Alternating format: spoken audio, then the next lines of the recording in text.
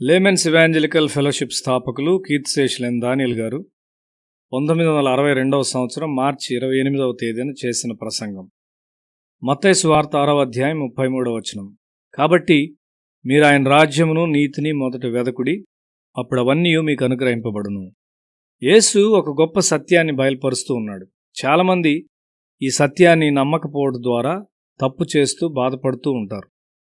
మీరు మొదట ఆయన రాజ్యమును వెదకుడి. నీవు దీన్ని చేసినప్పుడు నీ వ్యక్తిత్వంలో ఒక మార్పు కలుగుతుంది. నీలో దాచబడిన దేవుని తలాంతులు బయటకు వస్తాయి.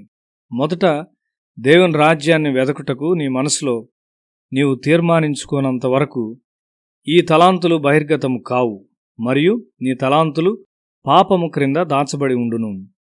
నీలో పరిశుద్ధిని దాచిపెట్టి ఒక దుష్టుడైన వ్యక్తి కనబడును. దేవుని దృష్టిలో ప్రతి మనిషి యందు ఏదో ఒక గొప్పది ఉంటుంది. నీవు ఆయన రాజ్యమును, ఆయన నీతిని వెదకినప్పుడు నీలో పనిచేయుటకు దేవునికి ఒక అవకాశం ఉండును. నీవు చాలా వ్యత్యాసమైన వ్యక్తివిగా ఉండగలవని ఆయనకు తెలియను. దేవుని నుండి గొప్ప కృప, శక్తిని నీవు పొందగలవని ఆయనకు తెలియను. అయితే నీవెల్లప్పుడూ అనవసరమైన, అశాశ్వతమైన విషయాలను గురించి ఆందోళన చెందుతూ చింతించుండాలని సాతాను చూస్తూ ఉంటాడు. ఏనాటి కీడు ఆనాటికి చాలును. ఈనాటి దుష్టత్వంతో నీవు పోరాడి దాన్ని జయించినట్లయితే నీ హృదయంలో మరియు నీ పరిసరాల్లో దేవుని సత్యము స్థిరపరచబడుతుంది. అది ఒక గొప్ప విషయం. దీనికి నీవు శ్రద్ధ వహించవలసి ఉన్నావు. అయితే రేపటిని గూర్చిన అనవసరమైన ఆందోళన నీలో ఉన్నది. అగస్టీన్ ఒక గొప్ప రచయితగా ఉండునని ఎవరూ ఎరిగి ఉండలేదు. అతని వ్యభిచార జీవితాన్ని బట్టి అతని తలాంతులు దాచబడ్డాయి.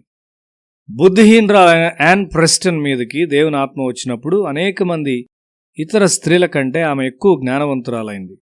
మేడం గయోన్ తన సమయమును ఆమె అందమును వృద్ధి చేసుకున్నట్లు ఖర్చు చేసినంత కాలము ఆమెలోని దేవుని తలాంతులు కనబడలేదు.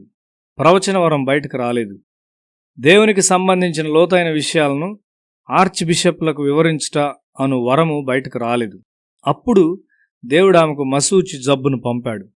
ఆ జబ్బుతో ఆమె అందమునకు దెబ్బ కొట్టి దేవుడు ఆమెను సరిచేశాడు. ఆమె జీవితంలో ఒక గొప్ప లక్ష్యమును ఆమె నెరవేర్చవలసి ఉన్నది.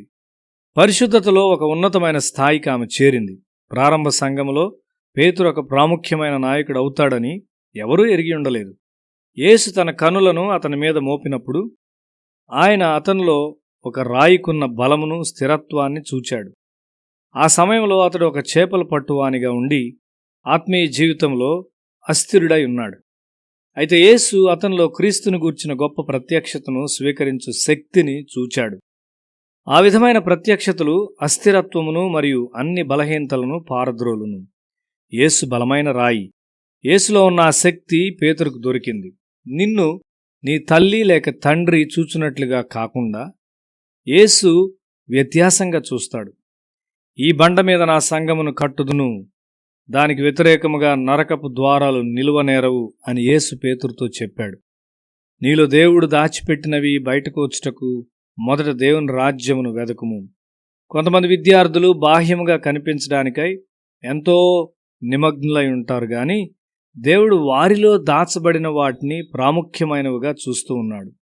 నీ కోరికలు నెరవేర్చబడటలేదు, ఎందుకనగా నీవు మొదటిగా దేవుని రాజ్యాన్ని వెతుకటలేదు. నా సొంత పట్టణంలో ఒక దైవభక్తి గల మిషనరీ చనిపోయినప్పుడు మరి ఒక మిషనరీ అదొక గొప్ప నష్టమని చెప్పాడు. ఎందుకనగా అతడు గొప్ప విజ్ఞాపనకర్త. దైవభక్తి గల తల్లిదండ్రులు చనిపోయినప్పుడు ఆసక్తితో విజ్ఞాపన చేయు వారిని నీవు పోగొట్టుకుంటావు.